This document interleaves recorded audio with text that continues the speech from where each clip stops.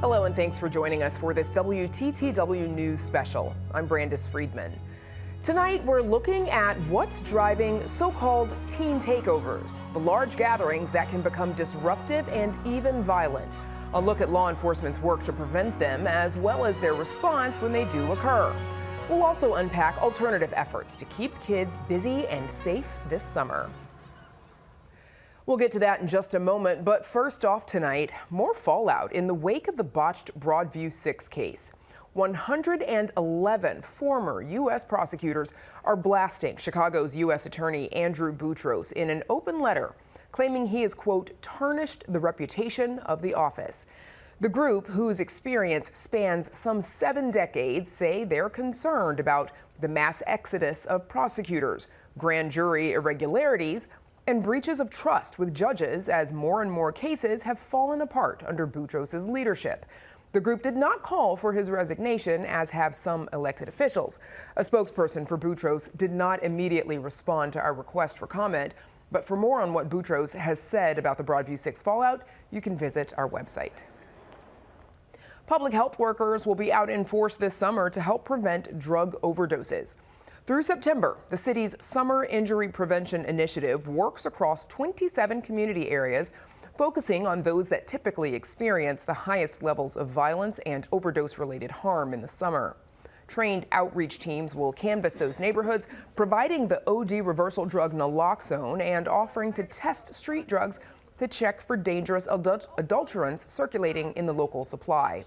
The Chicago Department of Public Health says last summer, this approach lowered overdose-related emergency responses by 12% compared to the year before.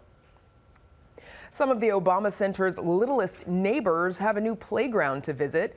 The Chicago Park District cut the ribbon today on the new 21,000 square foot, fully inclusive play space in Midway Plaisance Park.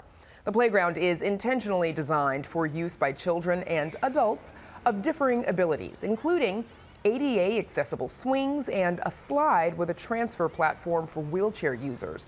There are also a variety of sensory-friendly nooks like a sound forest, a fragrance garden, and every parent's favorite, a mud kitchen. The playground was made possible with a $4 million donation from the Obama Foundation. But community members and environmental justice advocates have expressed concern with the amount of traffic and train tracks surrounding the park and further damage to the park's ecosystem. If you're ready to jump into summer, we've got some good news. Chicago's outdoor pools are set to open on June 19th. That's 2 days earlier than last year. Outdoor pools will operate 7 days a week and 8 hours a day throughout the summer season. Schedules and programming vary by location, so check out our website for more details. Pools will be open through Labor Day. Up next, unpacking what's behind so-called teen takeovers and the role of law enforcement, communities, and parents in addressing them. WTTW News coverage of policing and police reform is supported by the Joyce Foundation.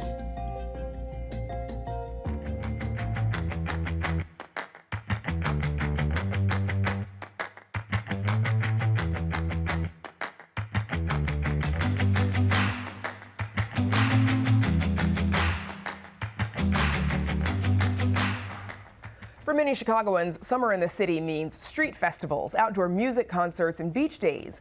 But for some of the city's younger neighbors, it means searching for fun activities with friends, but sometimes finding danger instead. So far this year, 4 so-called teen takeovers have happened in the city. Those are the sometimes dangerous, unauthorized mass gatherings of young people. Over Memorial Day weekend, 5 Chicago police officers were hit by a teen driver while attempting to break up a group on the near West Side. The next day, 53 people were arrested at a gathering in Hyde Park. And over this past weekend, 7 young people were shot in Bronzeville. Joining us with more on these events are Ernest Cato. He was the Chicago Police Department, or he's with the Chicago Police Department, serving for more than 30 years as chief, deputy chief, and commander of Chicago's 15th District. Retired Deputy Chief Gilberto Calderon, a 32-year veteran of the Chicago Police Department. He served as Deputy Chief as well as Commander of Chicago's 10th District. Katrina Waddy, Public Education Director at ACLIVIS, a violence prevention group. And Bradley Johnson, CEO of Build. We should mention we did invite the Chicago Police Department to join us again, but they have declined. Thanks to the four of you for joining us. Welcome back. So I want to start with a statement from 3rd Ward Alderwoman Pat Dowell. She represents Bronzeville, of course, on this past weekend's shootings. She says, quote, "There have been too many unauthorized, unsupervised, and unreasonable gatherings of large groups of young people, which too often now lead to fights and shootings among young people. We need to ask ourselves as the adults in the community, where are their parents? Where are the role models? Why are children out at night when quite honestly they should be home and in bed?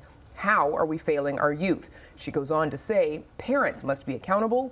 Businesses that are complicit in hosting these events must be held responsible and, if necessary, closed. I support Governor J.B. Pritzker's ban on cell phone use in schools. It goes on to say we must hold social media companies accountable. Chief Cato, over to you first. Alderman Dowell, she puts the blame some on guardians, local businesses, social media. Do you agree with that assessment? Well, just correct, retired Chief Cato. Retired Chief Cato. Yeah. What did I say? You're still the chief? You're not still the chief. Accountability does start at home. Accountability started at home with me when I was a young man. You know, but at the same time, we do have to recognize there are some homes where there's no supervision, and we have homes that are being parented by those who didn't have supervision of their own. And that's when it comes into play that we have to take a holistic approach with our resources. Police should be in contact with the community organizations that make themselves available, providing the information so those organizations can take hold of that space prior to the takeovers. And I think the police are doing a good job in some of that, in some of those areas. They continue to do a good job in some of those areas. But again, when you talk about accountability is at home. It's at home, but at home needs resources so they're able to be accountable. So to that point then, should parents be penalized for the actions of their children? If parents don't know, for example, my 17-year-old was out and getting into trouble. I think parents should be given the resources they need to parent. You know, there are some parents who don't have the capability. There's some parents that have multiple children that may be out. There's some parents that can't get out. We need to come up with some resources that children can gravitate to. But just to tell mom, I'm going to arrest you or give you a ticket because your 17-year-old was in that space, I don't think that's going to solve the problem. Chief Calderon, you've worked in both law enforcement and violence prevention. How do you define a teen takeover, and when does a large gathering cross the line from, you know, harmless socializing and teens getting together and hanging out into a public safety issue? Well, there's actually a general order that's in place, 0202, in regards to large gatherings, and when it comes down to 3 or more individuals that are gathering at a certain location, and obviously if there's more individuals joining them, now you start making it into a larger gathering. Looking at and monitoring their behavior, it's where you try and define whether they're actually trying to just have a good time, and or where they're crossing the line for criminal behavior. But I'll just double down a little bit on what you mentioned earlier about social media. I do believe that social media has a big impact on these young kids right now.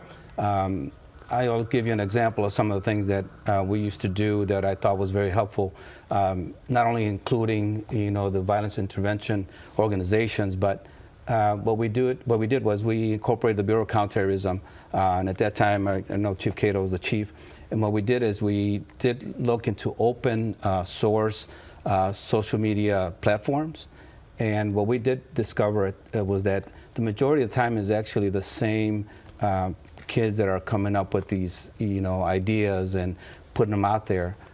One of the things that we did that I thought was very successful was once we identified those individuals, we went along, we did talk to the parents, and we discussed the possible consequences of criminal behavior and or people getting hurt. But we did this with enlisting the violence intervention organizations. So once we spoke to the parents or a guardian about what their teenage person was doing, we really explained to them what was actually happening, Do you feel like that's not happening today? Like, do you feel like the police department is not working with community agencies to use social media to go directly to the young people who are putting this out there? No, I do think that they are. I just think that the social media aspect is just so huge, and it's trying to figure out which platform they're on and trying to identify where they're at is very difficult to do. Right, you can't get your arms around the internet. That's it. It's impossible. That's it. Katrina, you've worked directly with youth who have been involved in these situations. What do they tell you about why they're attending? Well, again, you know, at Activists, and we were talking about this before the show, we take a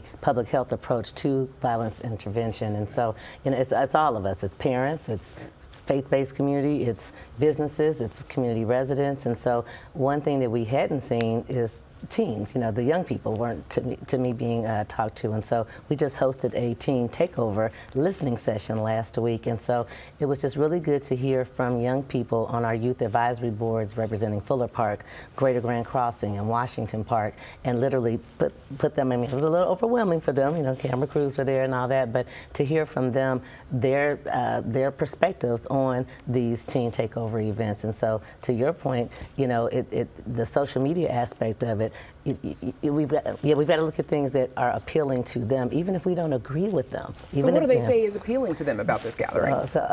They talked about, again, who doesn't want to go out and have a good time, and if only social media was out when we were in our, teen years. Well, you mean to tell me a group of 15 people could turn to a group of hundreds of people? That's more boys, more girls, more folks to look at and talk to, and phone numbers to get, and people to ask to follow you on social media and all that. And so that is an appeal to them, and just being part of that adrenaline rush that all these folks are going to be, getting together out here. But we talked to them too about accountability, and a lot of the teens talked about that it does start at home. But just because it starts at home doesn't mean that I'm not raised in a great household. But my mama's at work right now. My dad's working 2 jobs right now. I may say I'm at home, and my phone may show that I'm at home, but I'm gonna run over here up the street to go to the lakefront for a few minutes because everybody's there. Yeah, and so, but when you talk about that public health approach, we're hearing from even some residents and business owners in Hyde Park. I was talking to a couple of them this morning and last week. They are even looking at ways to say, hey, are there opportunities to employ some of these young people? They kind of don't mind the young people being kind of in Hyde Park. I mean, it may not be a collective consensus with everybody, but they'd rather them be in Hyde Park because they can kind of corral them a little bit better, but looking at ways to listen to them. I think that's one of the first steps, is listening to them, and without judgment of what we used to do back in my day and all that, what is appealing to you all as young people? What are the things that what are they into? So today, Chicago launched free YMCA memberships for teens through the summer. Here's a clip of Mayor Brandon Johnson discussing the program last week. This investment in our young people has the potential to be life-changing. By providing Chicago teens with free access to gymnasiums, athletic turf fields, swimming pools, they might discover a new passion, make new friends, and find a mentor or gain confidence and a sense of belonging, and it could help develop a person's journey. And at the very least, this program ensures that our young people can have safe, joyful, and active summers, because that's what young people deserve. So, Bradley, what the mayor's describing sounds like a lot of good stuff for children to do during the day, but I think we know that teen takeovers tend to happen in the evening, at night. Is this the type of solution that we need, or is it a little bit more complicated than just providing activities? Well, it's a good start. Just the same as I commend the mayor on expanding youth employment, so Chicago Youth Works as well. What I would say needs to change is how do we extend those hours so that, for instance, for the employment, it ends at 5 and it's on weekdays. Could they shift that time down so youth can work a little bit later? The other parts are the spaces and the places. Can we extend our hours later? So I know at Build, we made a concerted effort. So in the summer months, we have 3 nights a week that we do midnight basketball. We also have community family nights. We have special activities and parties for young people. We do community pop-ups. So we do an array of activities that keep young people, but also families connected and engaged in a space and a place that actually keeps them safe. But they actually can have fun. They can do the stuff they want to do as well. But I would say we have to extend to later in the day.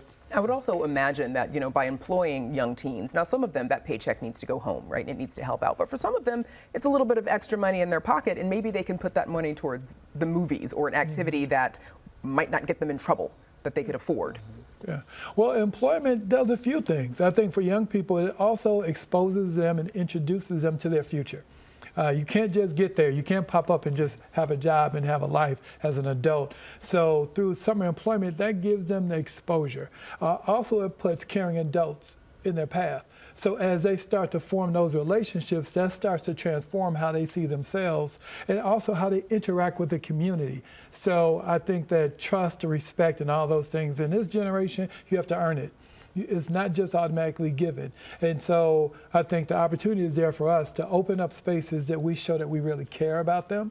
And what that starts to do is pay dividends back in return. So there's also a growing prevalence of teen takeovers. It's happening at the same time as a loneliness epidemic that's affecting teenagers at a high rate. According to the latest report by the World Health Organization's Commission on Social Connection, 1 in 6 people worldwide are affected by loneliness, with people aged 13 to 17 are the most affected. Nearly 21% of that age group reportedly lonely, followed by people 18 to 29-year-olds at 17.4% of them are reporting loneliness. Katrina, are these events, are they a sign that young people are also desperately seeking connection and community and a place to belong? I think so, and I think that what Activist, what we're looking at doing is expanding. We've already expanded our hours to summer hours, where our street outreach teams are working from 4 p.m. until midnight to make sure that we're able to kind of provide conflict mediation coverage, during those hours where young folks are out. There's a lot of more domestic violence, crimes too. That's another topic too. But yes. But yeah, definitely, I think that social media on one end, you've got exposure to hundreds or thousands of followers and folks like that, but those opportunities to connect. We're hosting a lot more hyper-local, community-focused, site-driven events, including a basketball sports and mentoring camp we just launched today over in Pullman. We have a karaoke and kick it events that are planned, where you get a chance to just have a good time with partnering with law enforcement and other community organizations. In North Lawndale, we'll be a part of the Play Streets program, and Bill is as well. But where you have these, block parties, bringing back some of those old activities like I say old, but those activities. What do you mean old? No, sorry, former seasoned, but just the good old black experience, block parties. But just being able to have events that are free, that are fun, that can be shifted to really draw them in. That's what we ask the young people too. What draws you in to come to events like this? And it's social media exposure, it's social media influencers, there are financial incentives that they talked about. Of course, free food is always a good one. Always a draw for young people. Chief Cato, if loneliness and social isolation, if that's helping drive young people towards these gatherings, does that change how cities should be thinking about prevention? I think so. I think it's very important to point out that loneliness plays a role, and social media actually can take the place of loneliness. And if social media is taking the place of loneliness, that's going to draw me into these areas. And when it draws me into these areas, now I want to be a part of something that's popular. And now that I'm becoming part of something that's popular, I want to be seen. Now I'm going to act out a way to be seen. And I talked about this in the past. When you treat something like it's invisible, you're going to get bad behavior. But when we start recognizing these things and becoming a part of it, you're going to see a change. You talked about these events that you hold. You got to invite the police to these events. Let them come into these events and befriend these young folks. Because I tell you one thing I have learned, when they think they have a friend with you and you have a friend with them, they're going to tell you things.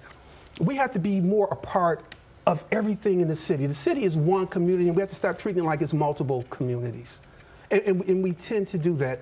Folks on one side of the city can't say, well, it's not happening in my neighborhood.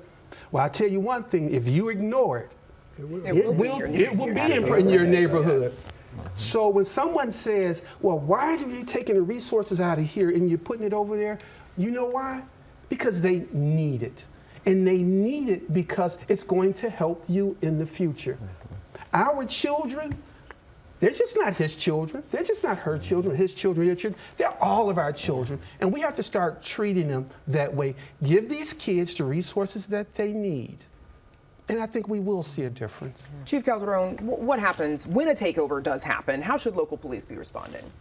Well, first, I think if we stay ahead of it by identifying, there's usually one or two people that are driving that gathering, right?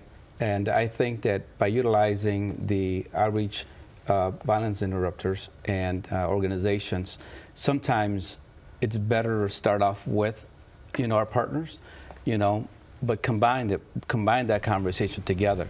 I do believe that if we approach these young teens together, I think we have a better successful rate of getting them to do what we're asking them to do with it, whether stop that behavior and or till what time are you going to be out here? If they're not conducting any criminal activity, they're hanging out, hey, there's nothing wrong with that. But let's have that conversation. How long are we looking to stay here? But it takes both of the police department and people in the community to speak with them and have that conversation. And just to mention, you talked about those percentages and those ages. So as a commander of the 10th district, every month I had through Teams meetings, I had 17 and under conversations with different people in around the area. I work at UCAN, so I used to ask UCAN, do you have anybody that wants to join this conversation once a month? And I would discuss some of these things, including well, at that time, the biggest thing was carjackings and, what was going on. And so it started now with the teen takeovers. But having that conversation with somebody, as Chief Cato just mentioned, it can take the loneliness and they just want to interact with people to do maybe something positive. And if us as law enforcement, we can provide like a place to go play ball. I remember they have the gym there, UCAN. Hey, look, they're playing basketball on Thursday nights. Just us as police telling them, hey, look, there's an opportunity tonight to go play basketball, to having that conversation. Shout out to UCAN. Go ahead, Chief. And I'd just like to add to that, when I was the deputy chief of Area 4 and the commander of 15, when I would get intelligence of a gathering where it was going to be held, I would provide that information to those social organizations. They then would provide pop-ups in those areas. So when those gatherings would occur, that space was taken with something positive. And then what we saw in that area at that particular time, we saw more reductions in those areas. So I think being able to trust your partners until you're not able to trust them, and being able to communicate where these issues are, I think you'll see a lot different reaction. And I think just sitting at the table here and just talking about it, we have to have more of this. So, well, yeah, because we're running out of time, and I've got one for you in a second, Katrina. I'm going to come back to you. But so we talk about these groups of young people gathering in public spaces. Nothing new, right? And I'm thinking all the way back to the Exonerated Five, formerly known as the Central Park Five, and how they were considered to be wilding at the time, and they were implicated in a crime, and they were a part of a big congregation of young people in Central Park then. Are we seeing something fundamentally new, like with today's trends, Bradley, with all of this, or is this sort of the latest version of what young people have always done when they're seeking activity and something to do? This is nothing new. I mean, you can go back to the 1960s and when everything was going on in the world, identical in a lot of ways to what's happening now, socially, politically, economically. There was so much going on that young people were joining gangs, getting involved. There were in the streets, there were riots, there were all types of things happening. And what happened was the city organized youth outreach, street outreach, programs, activities, employment. And then also what they didn't add, what we're adding now is mental health support services and then wraparound services. And so there's nothing new under the sun. The reality is that it's how we're going to approach it. And I think that we have an opportunity not to be reactive, but to be proactive. It's not a matter of when, if there's going to be another event. There will be. It's Monday. There will be. Katrina, we've got about 30 seconds left. I just want to talk about indigenous leadership, and it's so key for community organizations like an Activist to have leadership that is from those communities, where those high violence communities has the experiences that, from being on the other side of the right thing to do to, now being on this side of doing the right thing. It's very important to have those kind of folks in front of young people, and then that way those relationships with law enforcement enforcement. It extends into that, because then you have a karaoke and kick it event where the law enforcement, the police officers are singing participating as well. karaoke. Absolutely. All right. Tell those officers to get their tunes ready and warm up those voices. Yes. That's where we'll have to leave it. Thanks to all of you for joining us. Retired Chief Ernest Cato, Bradley Johnson, retired Chief Gilberto Calderon, and Katrina Waddy. Thanks, everybody. Yes, thank you. Thank you. Pleasure. Thank you. And we're back to see what's on tap for tomorrow night, right after this. Chicago Tonight is made possible in part by the Alexandra and John Nichols family, the Polk Brothers Foundation, and the support of these donors.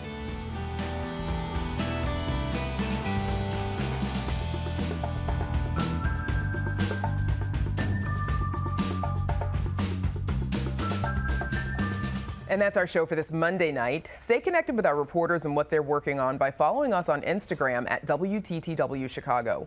And join us tomorrow night at 5:30 and 10. Chicago Bears say they're moving forward with stadium plans in the Hoosier State. What that means going forward.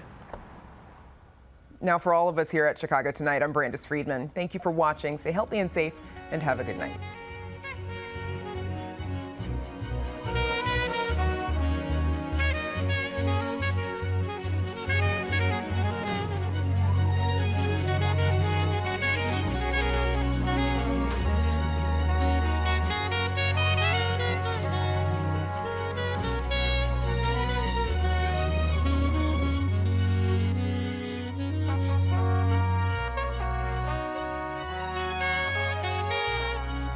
Closed captioning is made possible by Robert A. Clifford and Clifford Law Offices, a Chicago personal injury and wrongful death firm that serves the needs of clients in the Chicago area and throughout the nation.